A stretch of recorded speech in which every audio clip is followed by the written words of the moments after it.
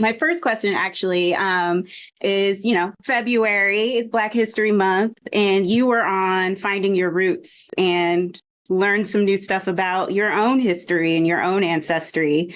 Have you looked more into it at all since you've been on the show? I sure have. Yeah, I actually hired a historian to help me take it further because there was question about, obviously, for people that watch the episode, spoiler alert for anyone who hasn't, but my last name, Manganiello, isn't technically my last name. I'm related to 0% of the world's Manganiello population. I'm still mostly Sicilian. And I am an Italian citizen, but what it uncovered was that my grandfather, his military records listed that he was Black. And going backwards, my fifth great grandfather on my father's side was a slave brought from Africa who then earned his freedom, joined the Continental Army, and fought the British in the American Revolution. And there's a monument to him in Plymouth, Massachusetts.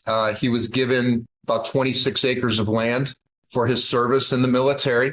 And he and three other freed Africans who fought. There were 5,000 Africans who fought for the Revolution alongside French, English, and at the end of the war, they were granted 93 acres of land. These four men, and they started their own colony, basically. And that had then attracted other freed slaves from the South. And that's how my family came together. So I've been going back in time to try to figure out what exactly my last name is, because there were multiple paternity issues.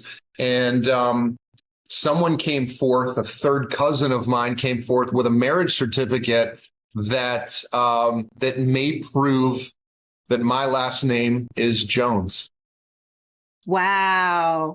That's amazing. Yeah, wow. So it's all in progress and we're all running it all down now. Yeah. Wow. That's so there crazy. There are Washingtons out there I'm related to, Cutlers. So there are some of these names that kind of float around in the family tree. So I don't know. Maybe me and Denzel Washington, we have the same birthday. Maybe we have the same ancestors. I don't know.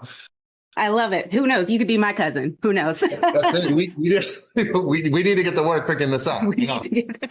Yes. Awesome. No, and I loved hearing your story because my father actually went through, maybe not grandfather, but a similar thing. So it's always cool to hear that there's so many people out there who are discovering branches of their own trees. And I just love that. And I hope you find out more as Black History Month progresses, and then you can find some cousins and whatnot. That's right. It's a whole new world for me now. Yeah.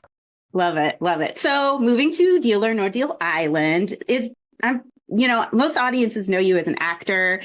What attracted you to hosting, or being the banker rather, on Deal or No Deal Island?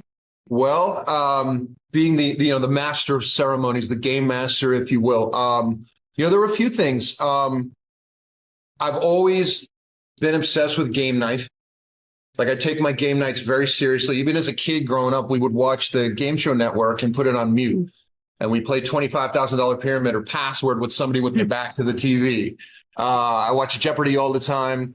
Something that people probably don't know about me is when I'm on set or I travel a lot with work. And so I'm always in some hotel somewhere by myself or with the dog. Keep myself company. I would watch Survivor. Like, I would just pick a season and just motor through it, brushing my teeth, going to bed. I'd fall asleep watching it. I'm also a documentary filmmaker. So, when you direct a documentary and you get into the editing process, you're creating story, you're creating character out of this kind of amorphous cloud of footage. And that's really the exercise. And I got to work with some really, really brilliant minds as far as that as far as that goes. The brilliant mind that came up with Fear Factor.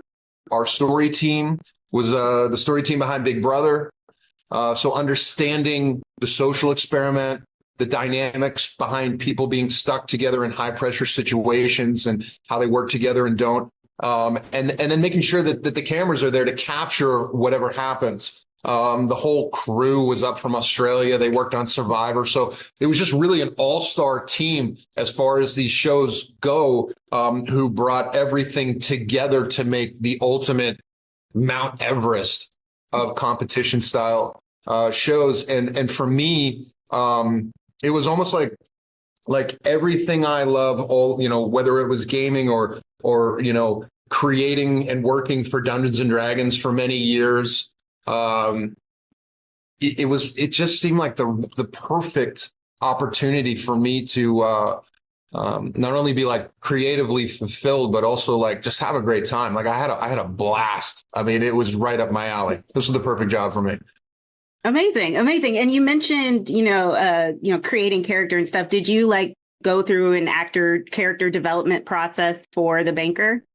Oh, for me, so the banker has invited these 13 guests to their depraved, this depraved billionaires invited them to the island in the hopes of finding the equal, this ultimate contestant.